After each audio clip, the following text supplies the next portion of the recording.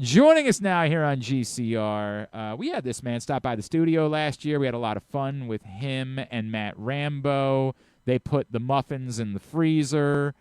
This man is the all-time assist leader in the history of professional lacrosse. He's closing in on the all-time points record, and he's getting ready for a homecoming weekend this weekend at Ridley Athletic Complex with the Maryland Whipsnakes.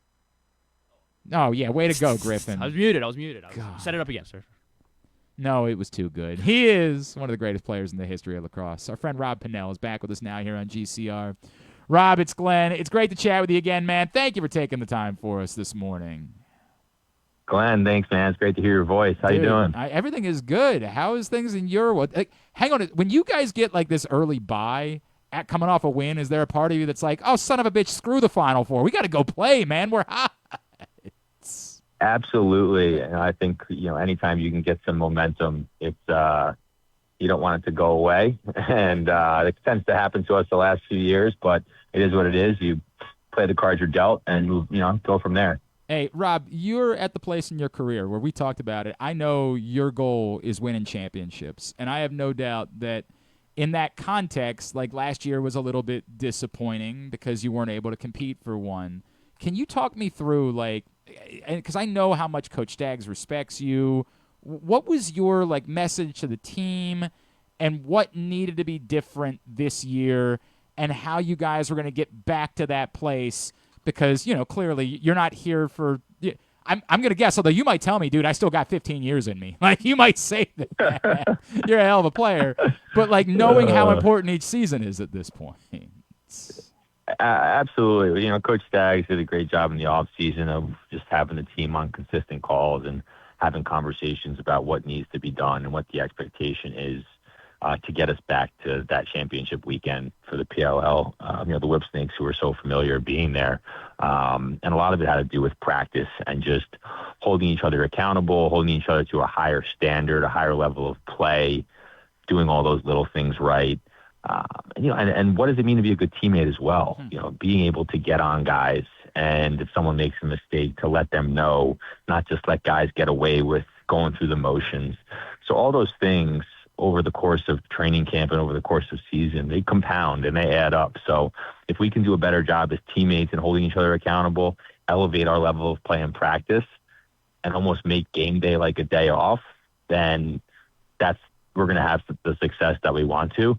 And I think we've had some great training camps. We've had great practices. We had probably our best practice of the year before the last game. And, I know we're all excited to get together again this Thursday ahead of this weekend. Obviously, the Whipsnakes will be home Friday and Saturday at Ridley Athletic Complex, a new location for homecoming weekend this year. Rob Pannell is with us here on GCR.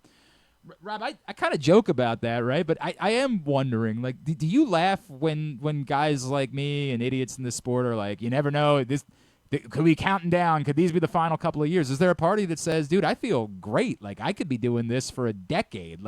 Where are you at as the rest of us are maybe counting down the days for Rob? I'm just taking it 1 year at a time at this point. I definitely know there's not many left. And not only, physically it takes a lot more effort. And do I feel good? I feel great on the weekends, and I feel great during the week in my training and my preparation. I feel young. I take care of my body. But I also am not naive enough to know that there's a lot of great young talent in this league. There's only 8 teams. I play attack. There's 3 starting attackmen on each team. That's 24 attackmen. It's very, it takes a lot a lot of effort and certainly a lot of talent to be a starting attackman in the PLL. And it's not easy. And it's just a credit to those guys that do that. And with the young talent coming up, I know that my days probably are numbered, and I'm realistic about that. And I also have, a whole nother life that I'm ready to live and get married. I'm married and, getting ready for what's next with my wife. And so kind of got to move on at some point. And, I don't know exactly when it is, but I do know that it's coming sooner rather than later. Well, let's go win some championships before then. Let's just go do that. That sounds good to me. Rob, you mentioned the young talent. Obviously, the guy that now is going to be part of your world is, of course, Joey Spallina, right? And this is, I think it's always unique to see how a rookie is going to transition in, but maybe the most unique it's ever been, given that he's going to be doing that after the season has already started and you guys have kind of already started to gel. Can you kind of walk me through? I don't know if you've reached out, if you've had a conversation with him yet, but what this looks like and what your excitement level is for someone who clearly is the talent is just so undeniable when it comes to Joey Spallina. Absolutely. Joey and I have been texting the last 2 days. Obviously texted him after his last game, and being in a familiar place my senior year, having lost in the Final Four, and your dream and your goal, life goal, is to win a national championship in college, and to come short of that, but to have the career that he has had, and to do it against all odds, really, and the adversity that he's battled through. And the microscope, you know this, Rob, the microscope, right? Like, you're a guy. I didn't have a microscope like maybe he not did, like though, him. Yeah, that's fair. And he had a microscope as good as anybody. And really, from high school to college, a lot of people rooting against him, and he defied all odds and had the career that he did. Syracuse all-time leading scorer, just won the Turnbull as Attackman of the Year. He's a finalist for the Wharton, brought Syracuse back to the Final Four, where they hadn't been in a while, and certainly consistently. And the crazy thing is that I think he can be a better pro than he is college player. And that says a lot, but I think having better, more talented pros around him, allowing him not to have to be the guy with the ball on his stick and making plays. Maybe he becomes more of an off-ball player because he is such a good shooter. But he's got the IQ to play at that pro level. He knows where to make the right feed is. He knows how to play fast. He knows how to play slow. So we're extremely excited to get him. I know he'll make an impact right off the bat. And, it's going to be a quick transition for him from the Wharton on Thursday to playing Friday or Saturday. I'm not sure what the plan is yet, but it'll be a fun one for him. Yeah, and particularly cool that it gets to be here, right? Like, particularly cool that he gets to make his debut, and this experience that last year. I know last year was ungodly hot. Jesus, what a miserable heat it was. But this from having been here for other Whipsnakes weekends, that there's kind of few atmospheres that are as good as the atmosphere that you guys are going to have at home this weekend, and I feel like him making his debut in that situation only kind of adds to that. He's going to be a rock star. I mean, he coming out of college, being who he is, every young lacrosse player has been watching him this year and is excited for him to be entering the PLL, and they're going to be there with his jersey, wearing his, looking for his autograph, looking to just meet him. And he's amazing with the kids, as you saw this past weekend, signing autographs and for everybody out there. So he will be the star of the show this weekend. Off the field, I hope he's the star of the show on the field as well. And it is very special that he'll be able to do it in Maryland, the home, the home stadium for us. I can, it's similar. I remember going from the Wharton my senior year of college on Thursday to a Friday night game on Long Island, playing for my dream team, the New York Lizards, on a Friday night. And, I hope he's a little smarter about, PLL's a little more serious than the MLL was. So, okay. Well, I mean, there is a little bit of a difference there. I was going to wonder, was there a bit of a party after the Tort, and maybe that if we look back. There's a party. Yeah. There is a party, and I know Joey, as serious he is about the sport of lacrosse, I'm sure he'll be behaving himself. I can't say that Jojo Marasco and I did the same on the way to our first Lizards game. I was gonna if we set the number at 3 a.m. over under what time that party ended. Yeah. No comment. All right, I think we got the answer we needed to that question. I think we got it. Rob, as part of this, I think a lot of people noticed Aiden kind of moving to midfield. And can you kind of walk me through both levels of this? What it says about Aiden to be doing that, to be in that spot, and what it does for your entire group that you now have a threat like that on the midfield line. Aiden, in my opinion, is the best player in the PLL. We see it in practice every day, and people don't see that, and we see what he does. And he's taken the next steps as a player on the field. He's taken the next steps as a leader in the future of the Whipsnakes. organization, and he is that guy. Along with Matt Brandau, those two guys are just kind of really just taking the steps that we need to, especially at the midfield. But I said it to my uncle early, and after training camp 1, I was like Aiden Carroll, can be the MVP of this league, and maybe the MVP of this league this year.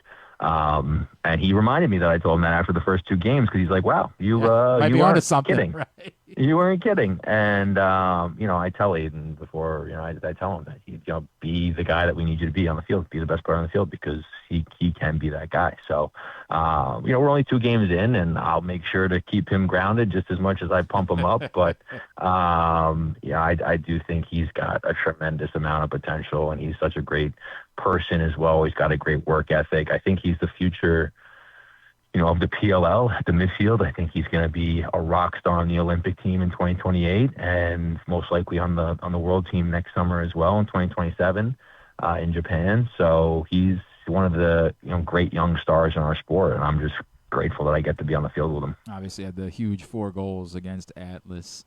Rob, it's funny because I hear you talking about like the next stage of your lacrosse life, and I wonder if one of those roles, and I know you've only been with the Whipsnakes, and when we say here, you guys aren't here that much, so I'm kind of trying to talk through this as I ask you it, but we know that Paul's goal is getting teams situated in home cities and making it a bigger thing, and I wonder if, as you arrived with this franchise in this moment and knowing this market, is that transition and helping to guide it, is that something that you think is significant in your lacrosse life, of knowing you have been one of the serious faces of this sport and the help that you can give to anchoring down this franchise as being a part of this community moving forward?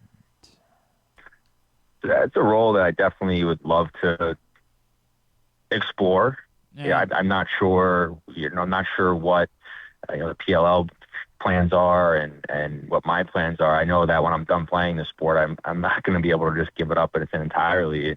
And I was having this conversation with my wife the other day about what role could I be in? What interests me in being involved with an organization, and perhaps a GM, and putting a team together and the right roster. I was kind of thinking that out loud before you said it, actually, Rob. That felt and like that interests me. That interests me. I'm not sure coaching does exactly, especially right after, as soon as I'm done playing. But I think I'm a Knicks fan. Look at what the Knicks have done in putting together this roster that people didn't think was maybe necessarily the best roster, but it had the right pieces. They had the right chemistry, and we're in the NBA Finals for the first time in 26 years. So that's exciting, and that potential excites me. So I would love to be involved, with the Whipsnakes organization for the foreseeable future in some capacity. And we'll see how it plays out. I like the sounds of that a lot. That sounds really good to me. I bring up, obviously, the assist thing it was really cool that you got to do it here last year. I know you're going to tell me, Glenn, I just want to win. I don't give a rat's ass about that stuff. But talk to me about it anyway, because I do feel like it is noteworthy. It's significant, and in establishing, names and numbers that matter for the future of this sport, and still only having, a kind of short history with the professional outdoor game. What will it mean to you to be the all-time leading scorer in PLL history? My dream was to play for the New York Lizards, play professional lacrosse. I love the sport. I put everything I have into it, and probably more than I ever have these days, to just make sure I'm ready to go on game day. And I have a tremendous amount of respect for everybody on that list, and obviously Paul being number one. And I'm just I'm grateful to be in the conversation. Trust me, I'd be very excited and relieved if it does happen, just because you don't have to talk about it anymore. You don't have to talk. Yeah, right. The PLL got talking about it way earlier than I thought anybody would get talking about it. It's like I'm on record watch, but I'm not even close, right? I'm like 20 points away. It's not going to happen in the next few games. So it's very humbling. I'm just there's so many great players in the league that I've been able to play with and have been on either side of many of those points. And it is. I'd be lying if I said it wasn't a little bit of a distraction right now. It's not, when you're playing, you forget about it, right? But just during the week and people talking about it, it's just, at the end of the day, I just want to play lacrosse and I just want to win lacrosse games. So for that reason, as like you just said, I'll be happy when it's over. And I think it's going to be something after the season and down the road that if it does happen, I'll look back on and, appreciate it more. All right. On the human level, you are obviously through and through. There's no way that you were excited about seeing Princeton not just win, but dominate. Like, I know there's no chance. So what's the level between, like, I want to root against these guys because I have to hate them, that's in my blood, versus, my God, this is unreal. Like, this is unreal how good this group is, how dominant they were. I mean, this is really a run, like, through May, kind of not like a lot of things we've ever seen. They've been the best team all season, and they, rightfully so, showed that yesterday and dominated. I thought they were going to win. I didn't think they were going to win in the fashion that they did yesterday. But I'm excited, and I'm happy for the Ivy League, honestly. Cornell won last year. Yep. Princeton won this year.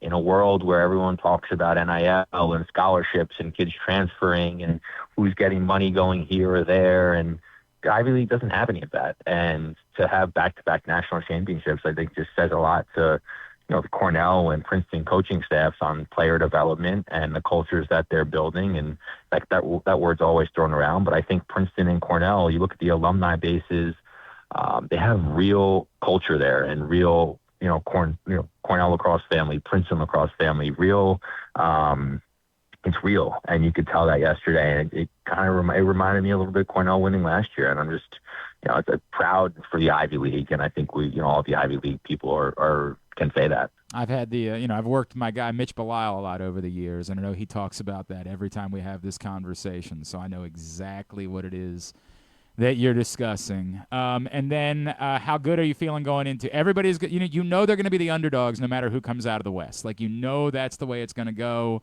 because everybody thinks that the Spurs and the Thunder are just that much better. But how good do you feel about this group no matter who it is that's playing in the finals? I feel great. I mean, they're just such a team, and you see the ball movement. No one cares who's scoring. It's just the ball's, whoever's shooting it, the ball's going in, and no one cares who that person is. We're in game. You're making adjustments real time. We go down. We're not phased. We go up. We maintain the leads. As someone who grew up in the 90s watching the Knicks and was on the edge of my couch for every single playoff against the Heat and the Pacers, it brings me back to those times. It's exciting. New York is nothing like New York City, Long Island, when the Knicks are hot, right? It's the only team, the Knicks are the only game in town when it comes to basketball. No one cheers for the Brooklyn Nets. So it's the Knicks, right? There's no divide. There's no divide with the Knicks. You have the Islanders and the Rangers, the Jets and the Giants. But when it comes to basketball, you got the New York Knicks. And it's just a different buzz around New York when the Knicks are vibing. And right now, we're riding high. I'm actually very worried for the city if the Knicks win. Like, I'm genuinely worried the city might burn down. I'm excited for the city because you know what? In a world where there's a lot of divide, it's a few things. That's a fair point. Something like right? sports can bring people together, and the Knicks have that ability, and they're doing it right now. I mean, New York City is just amazing right now. Not that I'm in there, but you see the photos and the videos, and it's just unlike anything that we've had in a while. It's going to be an awesome weekend this weekend, and not just the Whipsnakes, but the first ever home game for the Maryland Charm this weekend in the WLL, which is very cool. Over at my stomping grounds at Ridley Athletic Complex at Loyola. It'll be the first time ever for the PLL there. Going to be an awesome experience. Lots of parking, very accessible, an amazing weekend. 2 games on Friday, the Whipsnakes, then the Charm, and then 3 games on Saturday with the Whipsnakes playing again at 5:30.